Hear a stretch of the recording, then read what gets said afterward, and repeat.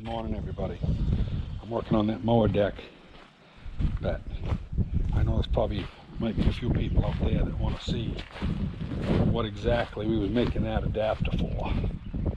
This old wore out Takeuchi, and I mean it's an old blister. It's been used to death, but till the pump drive went, it worked like it was supposed to. So put it back online, you know, just as a homeowner, and I don't blame them. You know, it's as good a deal as any, you know, better than having nothing. And anyway, I'll show you what we're up to on this little 154 conversion here. Last night when we left off, we had these uprights kind of set in place. I took these this morning and I cut the backs off them, and I got thinking about it there. If I leave them square, they're going to fill right up with grass. They're still going to fill up with grass a little bit. But they're easier to blow out when they're short.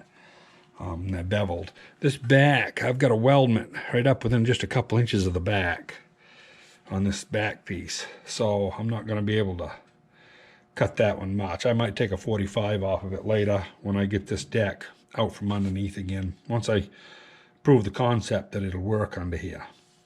Right now I'm not going to be that fussy, but you can always go back and touch things up. So anyway, that's what I'm up to right now. We're everything lines up good. It's kind of a neat thing. This frame on both sides is the exact same distance as this, so you can line this machine up quite well by looking right down by there. And you go to the other side and it lines up just the same. So it's real handy to line it up. And we're going to have clearance on the front wheels. So, and when I actually go to drill, I may move this back about an inch just to give it a little more on the front wheel, but I think it's all right.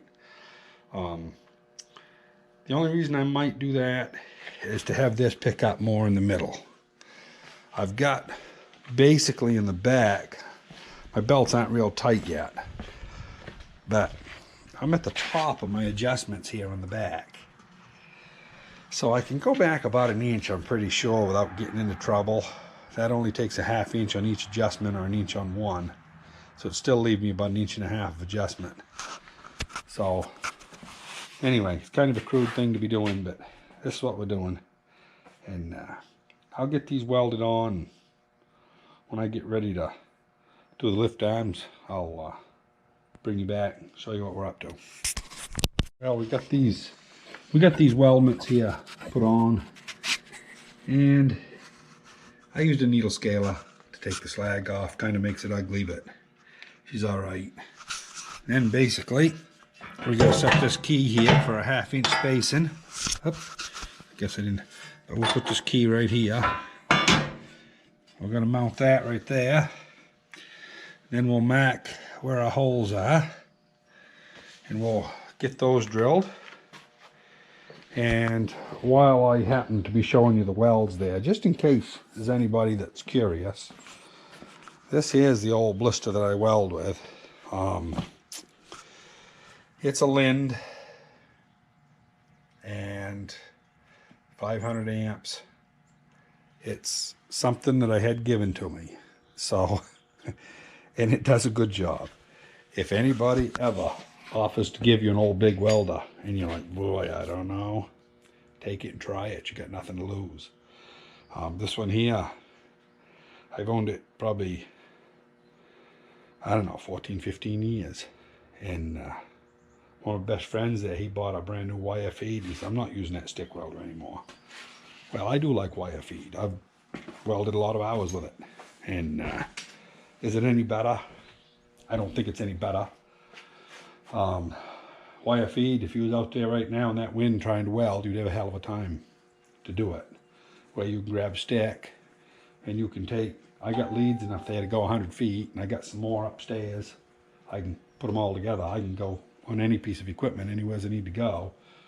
With a wire feed, you can only push that wire about, I don't know how long those leads are. They're probably 14 feet, 12, 14 feet. They're not very long, so you're limited terribly. And that's the only reason I haven't really spent the money. A lot of my welding is out front here. And I'd have to drag it out in the dirt, have a long extension cord to plug it in. And, I mean, yeah, as far as handy, as far as just hitting, striking a bead with a wire feed, yeah, you don't have to be a welder. Somebody shows you, you know, just what you got to do with a puddle, and you're done. I mean, you pretty much can weld about anything. But anyway, you know, I've seen people that weld wire feed that was putting on passes that laid half-inch thick, inch wide with big wire. You know, those people, they know what they're doing. But, I mean, just your homeowner with a wire feed, you know, they really make good welders out of people that, you know, have never welded before, and it's quite simple. I'm not what you'd call a good stick welder. I can't see good enough for one thing. I got trifocals, and that hinders you quite a lot when it goes to welding and making things look good, but I can still get it done. I used to be a lot better. But anyway, yeah, I thought I might just show you that welder. Yeah, it's a good one. So anyway, I got to get back to working. My wife's going to be mad if I don't get this done today. Well, we've done some measurements, and I think that this here is what we need to have for a pickup. We'll find out here as soon as I strike an arc here and go do a trial fit.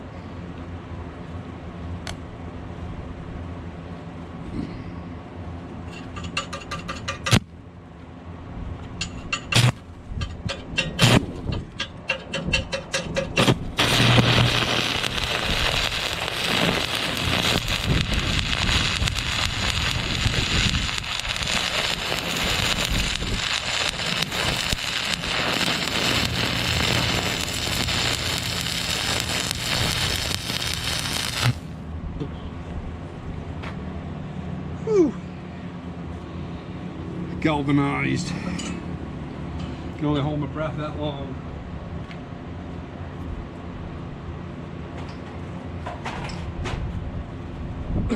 Boy.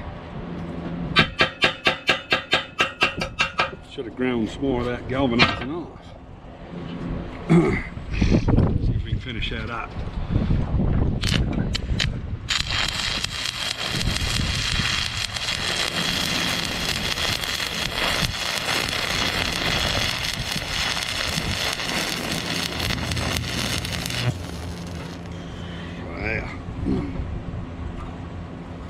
Was half of it anyway.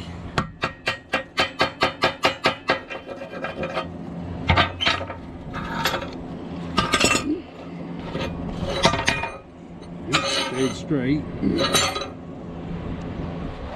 Grind that galvanizing off a little bit.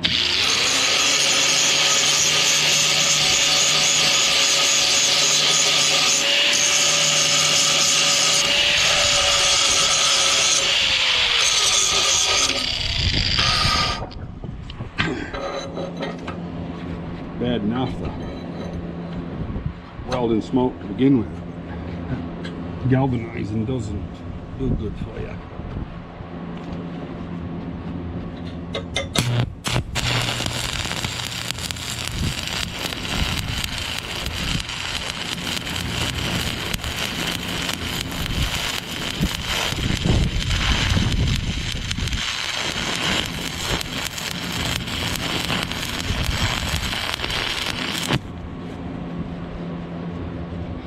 Perfect.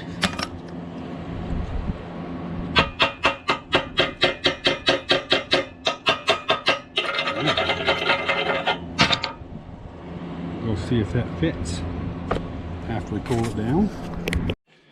Well, everybody, we got this thing finally hanging onto the machine. Matter of fact, I can take those bungee cords off. They were just to help me assembling. Those don't need to be there anymore. So it's hanging up in the air. The idlers are free. I just made another short bracket. Actually, there's the same lift brackets that it had on the other machine. I just shortened them. And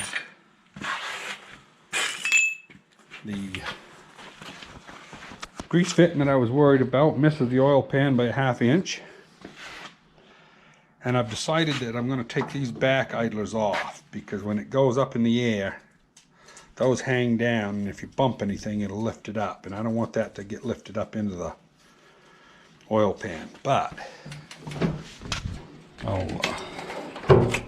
show you that it works pretty good.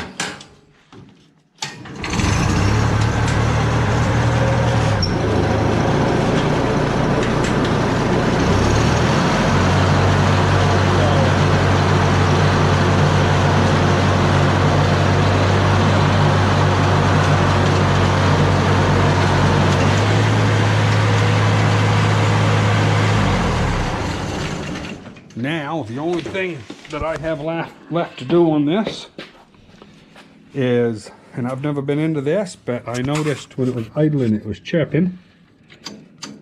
And this throwout bearing down here, I don't know if you can see that, but it's got some stuff moving ways that it shouldn't be moving. So anyway, the mower deck interchange is done, and I'm pretty happy with the results. So anyway, that finishes that part of it up. We'll talk to you later.